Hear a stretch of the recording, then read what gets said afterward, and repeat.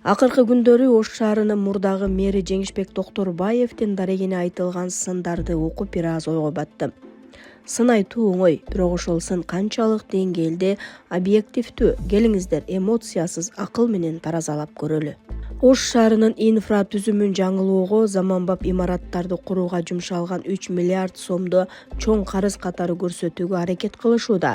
Бирок эсиңиздердеби, мурда 100 миллиардтаган кредиттер алынып, бирок анын жыйынтыгын эл сезбей, акча иссиз жоголгон учурлар болгон. Бул жерде болсо ар бир сом шаардын имараттарына, жолдоруна, тазалыгына жана Оштун жаңыланган имиджине жумшалганы көрүнүп турат. Бул желген эмес, ишке жумшалган каражат. Кыска убакытта шаардын жүзүн таанылгыс кылып өзгөртүү бул чоң тобокелчилик жана жоопкерчилик. Мындай темпте иштеген жетекчи албетте жайбаракат иштегендерге жакпайт. Себеби ал бийик планка коюп койду. Эми эл башкалардан да ушундай натыйжаны талап кыла баштайт. Жамандоо компаниялары көбүнчө ушундай күчтүү атаандаштыктан жана коркуудан улам жаралат. Учурда ыйык орозай өтүп жатат. Өз үйүнө бир туалет сала албаган, бирок бирөөнүн ишин жамандаганды кесип кылган айрым журналист, блогерлердин иши бул моралдык кризис. Жамандоону күнүмдүк оокат табуу кесип кылып алган. Мындай жалданмаларды коом жеришибиз керек. Бул убакыт бири-бирибизге жала жабуу эмес, кечиримдүү болуу жана чындыкты айтуу мезгили. Бирөөнүн ишин көрө албастык менен каралоо же жеке кызыкчылык үчүн жамандоо мусулманчылыкка да, адамгерчиликке да жатпайт.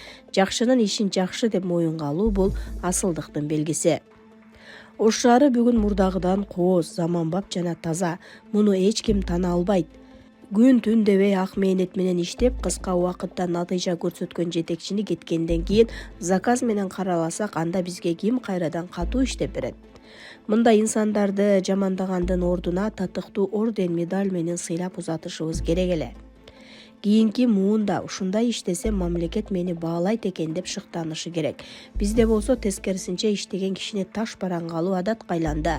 Сиздин оюңузча жасалган ишке карап баа беришибиз керекпи же куру сөзгөбү деп жазат Абдимитал Пазылов өзүнүн Facebook баракчасына. Мас абалда унаа башкаргандарга карата кылмыш жоопкерчилиги күчөтүлөт.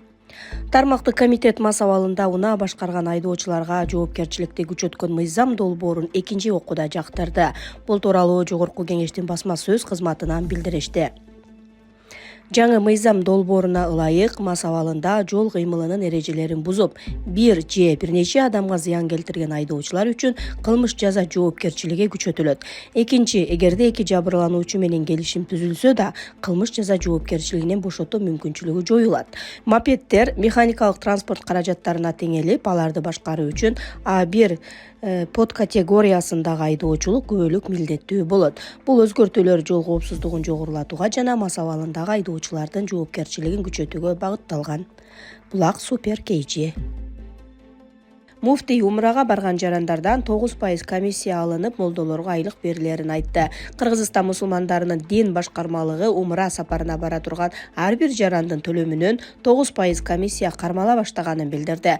Бул тууралуу муфтий Абдулазиз Закиров мындай чара имамдардын маянасын туруктуу берип туруу үчүн кабыл алынганын белгиледи. Бул үчүн тиешелүү органдардан уруксат алынган, мыйзамга шайкеш келтирилген. Умра зыяратына аттанган жарандардан алынуучу каражат түздөн түз имамдардын айлыгына которулат. Ошол берекелүү Рамазан айынан тарта имамдар буга чейин 8.000 сом стипендия алып келген болсо, эми 15.000 сомдон алышат. Бул да болсо умрага барган жарандарыбыздын эсебинен болууда, деди муфтий. 2025-жылдын март айынан бери имамдарга 8.000 сомдон акы төлөнүп келген. Өлкөдө 4.000 мечит бар. Булак Назар Ньюс. Иран Ормуз кысыгын жапты. Эми эмне болот? Ормуз кысыгы Иранды, Амманды жана Бириккен Араб Эмираттарын камтыган 33 километрдик аймак. Бул кысыктан күн сайын 17 миллион баррель нефти ташылып, жалпы дүйнөлүк нефтинин 20%-ын түзөт. Мына ушул нефтилер Иран, Ирак, Бахрейн, Сауд Арабия, Катар, Кувейт жана байы баш болгон 8 өлкөдөн Ормуз кысыгы аркылуу дүйнөгө тарайт. Расмий Тегеран Америка менен Израиль өзүнө кол салгандан кийин Ормуз кысыгын жапты. Кече өтүүгө аракет кылган бир танкерге да сокко урду. Мындай абал Индиянын, Жапониянын, Кытайдын, Пакистандын, Италиянын, Франциянын, Англиянын жана башка Европа өлкөлөрүнүн экономикасын муунтпак болуптур. Маселен, Ирак менен Сауд Арабия Индиянын 60% нефти керектөөсүн камсыздап берет. Ошондой эле Кытай күн сайын 10 миллион баррель нефтини Ормуз кысыгы аркылуу ташыйт. Жапония менен Пакистан 90% нефтини Ирак, чыгыш өлкөлөрүнөн экспорттойт. Ормуз кысыгындагы транспорттук каттамдын тыйылышы менен дүйнөлүк рыноктун баасы кымбатташы күтүлүүдө. Буга бензин, энергетика, азык-түлүк жана күндөлүк керектелүүчү заттардын баары кирет. Абал турукташпаса, завод-фабрикалар жабылышы мүмкүн экендиги айтылууда. Мындайда нефть экспорттоочу өлкөлөр да чоң зыянга учурайт. Маселен, Сауд Арабия нефтинин 90%-ын Ормуз кысыгы аркылуу, калган 10%-ын Кызыл деңиздин жээги менен ташыйт. Лекин дүйнө турмушу нефтиге көз каранды болуп турганда, экономикалык кризис тездик менен чуркап келаткандай. Манас Осмон, журналист. Булак Назар.